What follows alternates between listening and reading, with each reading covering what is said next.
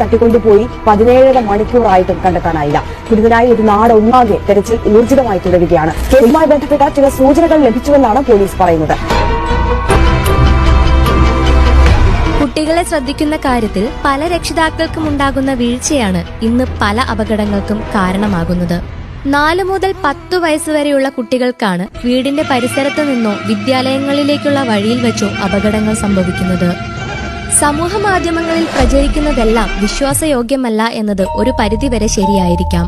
എന്നാൽ ഇത്തരത്തിൽ ഉൾക്കൊള്ളേണ്ട സന്ദേശങ്ങളുടെ ഗൗരവം മനസ്സിലാക്കി രക്ഷിതാക്കളും സമൂഹവും കുട്ടികളുടെ കാര്യത്തിൽ കൂടുതൽ ജാഗ്രത കാണിക്കണം.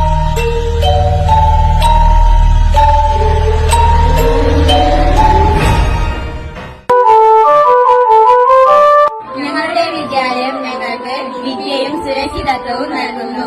നിങ്ങളുടേതോ? ഉടൻ തന്നെ അഡ്മിഷൻ എടുക്കൂ ഇടഞ്ഞി UP സ്കൂളിലേക്ക്.